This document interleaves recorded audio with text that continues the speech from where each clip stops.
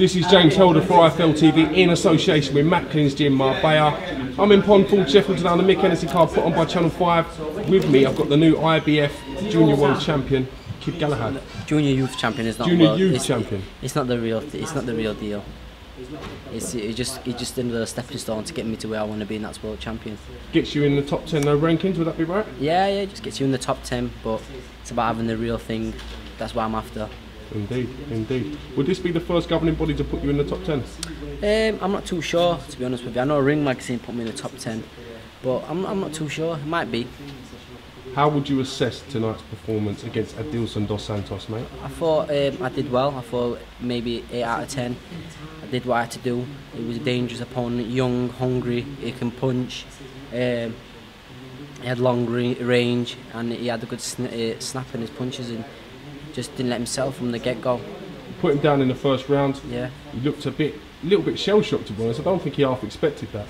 Yeah, I think people when they try to assess me and see what kind of fighter I am, you don't really know because they think, oh, this kid's just got speed. This kid's just, he can't fight. But when they get in there and I do my thing, people just get shell-shocked because I bring a lot of things. Unbeaten kid, 23 years old, winning record. Yeah. Probably one of your toughest tests today. You made him look distinctively average, to be honest. Complete shutout win for yourself. Yeah, it was. I went in there and did what I had to do. Couldn't afford to make no mistakes with this kid because he's dangerous. He can punch, and I just had to go in there and just from the get-go make sure that I stay focused for 12 rounds for every single second of every single round. I couldn't afford to make mistakes with them kind of kids because they're dangerous. Super bantamweight division in this country, probably at the moment coming into the forefront of probably one of the best divisions around. Yeah, there is. We've got Frampton, who just boxed the other weekend and won a world title. We've got Quigg, who's world champion. This division is absolutely it's buzzing at the minute. You know what I'm going to ask you? I'm going to come on to the Quigg, Frampton situation. Yeah. Do you think they want to fight each other and they don't really have room for Quigg Galahad at the moment? I personally don't think they'll end up fighting each other, but I'll fight them. If they want me, I'll step in. I'll either fight Quigg in his hometown or even Frampton. I'll happily come over there and fight both of them. Will you go to Ireland to fight Frampton? Yeah, of course I would. I'd fight them both of them on the same night. I'd train 15 rounds, get in there first of all with Frampton because he's a bit tougher. Do 12 rounds, make sure I'm warmed up, and then jump in after with Quigg and do him in 3 rounds because he's useless. He is. Did you watch Quigg versus Stephen Jamoy last week? Yeah, I just thought. What did you make of that? You tell me, what did you think? Who was a tough opponent, Stephen Jamoy or this kid? Well, Stephen Jamoy is probably his second fight at Super Bantam. He's fought for world title at bantamweight. He's got experience. This kid today, winning record. He's got a good KO percentage. As I said, he knocked out Marcus Martinez in Brazil. Yeah. Quite a decent prospect. So yeah, you draw your own conclusions from that. Who would you say is more dangerous, this kid or his opponent or my opponent? This kid's rated higher. I would say Adilson dos Santos is a more dangerous opponent. Exactly. This kid was rated higher than that Jeremy, whatever his name is, and then that's a world title fight. Do you think that was a world title fight? It's hard for me to comment. That was probably a British title fight, if that.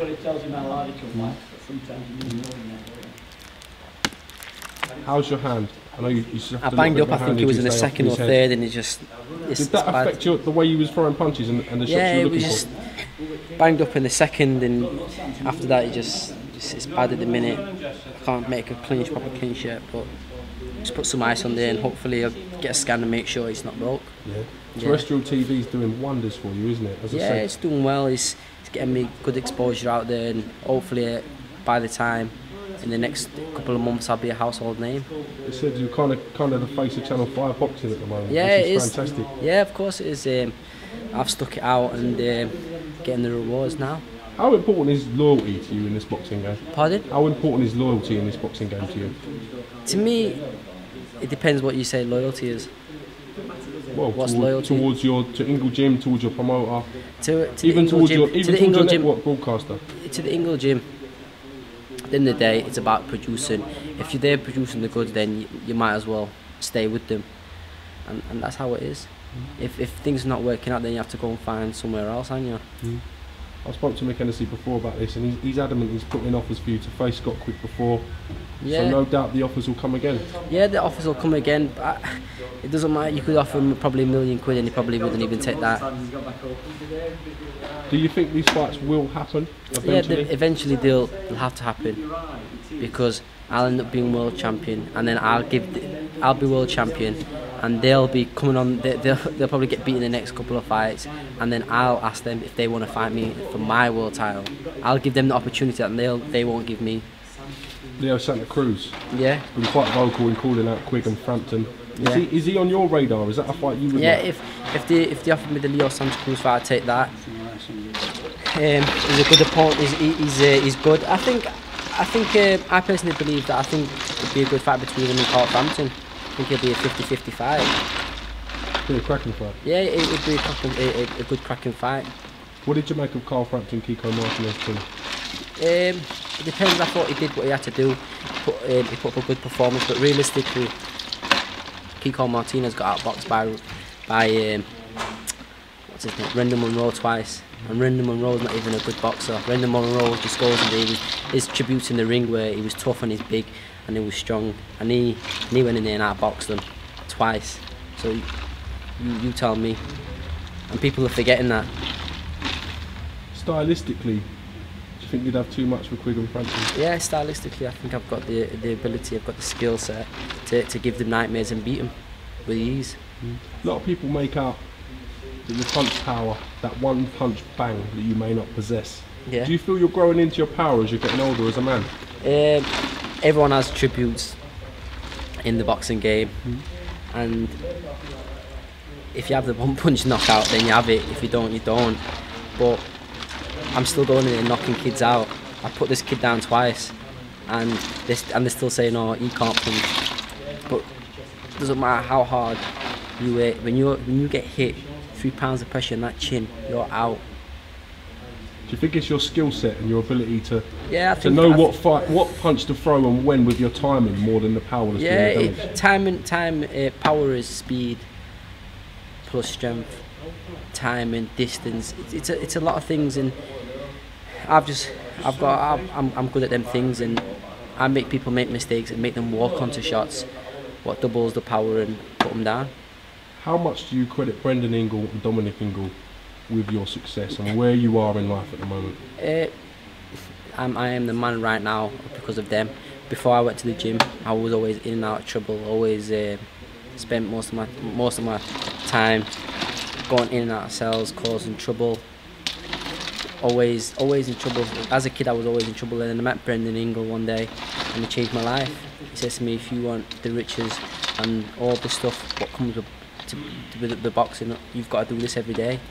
And Dominic Ingle looks after me, and Brendan, they were my father figures as a kid, and still are. Kept you out of a lot of trouble and put you on the right path. Yeah, they showed me.